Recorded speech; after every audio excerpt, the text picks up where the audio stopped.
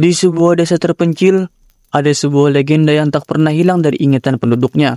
Setiap malam Jumat Kliwon, mereka yang nekat berjalan di jalan setapak menuju hutan di ujung desa akan menemukan sebuah pasar yang tak biasa. Pasar itu hanya muncul pada tengah malam dan disebut oleh penduduk desa sebagai pasar setan. Rano, seorang pemuda dari desa tersebut, selalu tertarik dengan hal-hal mistis. Meski telah mendengar berbagai cerita menyeramkan tentang pasar setan, rasa penasarannya selalu mengalahkan ketakutannya. Suatu malam Jumat Kliwon, Rano memutuskan untuk membuktikan sendiri keberadaan pasar tersebut. Tanpa memberitahu siapapun, ia membawa senter dan berangkat menuju jalan setapak yang ditakuti oleh penduduk desa. Saat Rano melangkah lebih jauh ke dalam hutan, suasana semakin sunyi dan hanya terdengar suara ranting yang patah di bawah kakinya. Sesekali angin berdesir membawa suara-suara aneh yang membuat bulu kuduknya berdiri. Namun Rano tetap melanjutkan perjalanannya. Ia merasa ada sesuatu yang menariknya lebih dalam ke hutan. Setelah berjalan cukup jauh, Rano melihat cahaya samar dari kejauhan.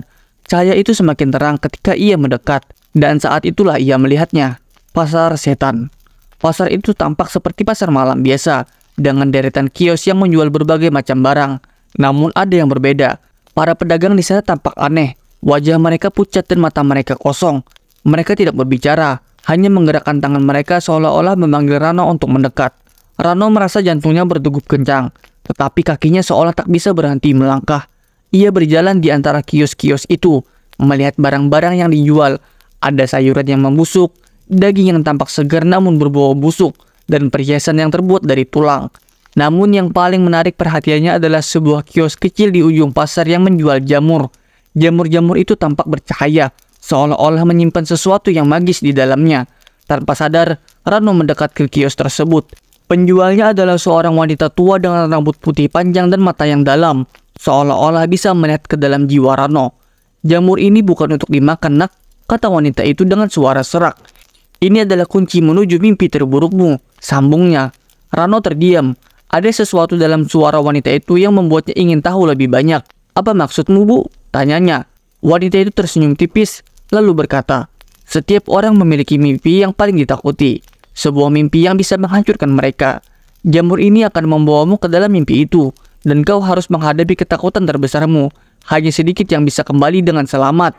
Rano merasakan sensasi dingin menjalar di punggungnya, tapi rasa penasaran mengalahkan ketakutannya. Tanpa berpikir panjang, ia mengambil salah satu jamur dan membayarnya dengan koin yang diberikan wanita tua itu. "Kau telah membuat pilihanmu," kata wanita itu. "Sekarang kembalilah sebelum pasar ini menghilang," sambungnya. Rano merasa ada sesuatu yang tidak beres, tapi ia tidak bisa menahan diri untuk tidak membawa jamur itu pulang. Setibanya di rumah, ia menatap jamur bercahaya itu dengan rasa ingin tahu yang mendalam.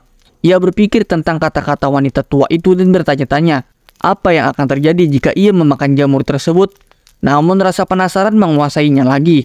Tanpa pikir panjang, Rano menelan jamur itu. Rasanya pahit dan aneh, dan seketika pandangannya menjadi buram. Ruangan di sekitarnya berubah menjadi gelap, dan Rano merasakan tubuhnya tertarik ke dalam kegelapan yang dingin. Saat ia membuka matanya, Rano menemukan dirinya berada di tempat yang asing. Tempat itu gelap, dengan bayangan-bayangan bergerak di sekitarnya. Angin dingin bertiup, membawa bisikan-bisikan yang tak bisa dimengerti. Rano merasa ada sesuatu yang mengintainya dari kegelapan. Sesuatu yang sangat dekat, namun tak bisa dilihat.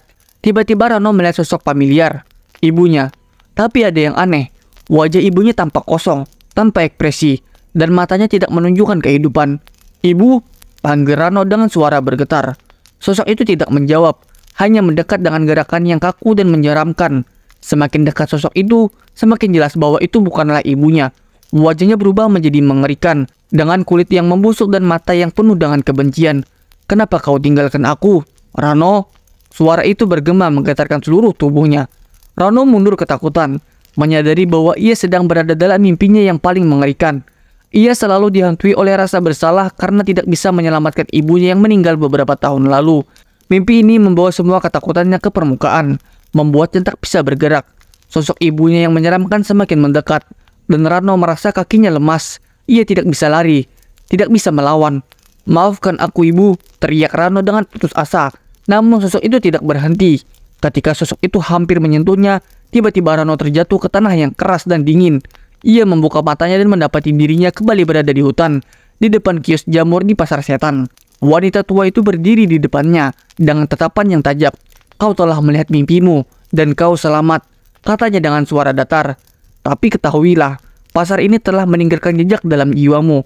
Kau tak akan pernah bisa benar-benar melupakannya," sambungnya. Rano bangkit dengan gemetar, merasa tubuhnya lelah dan jiwanya terkuras. Ia tak bisa berkata apa-apa, hanya berbalik dan meninggalkan pasar itu secepat mungkin. Saat ia kembali ke desa, pasar itu menghilang di balik kegelapan malam. Sejak malam itu, Rano tidak pernah lagi mengunjungi jalan setapak menuju hutan. Namun setiap kali ia tidur, mimpinya selalu kembali ke pasar setan, dan sosok ibunya yang mengerikan terus menghantui pikirannya. Legenda pasar setan menjadi nyata baginya, dan ia menyadari bahwa ada hal-hal yang lebih baik dibiarkan menjadi misteri.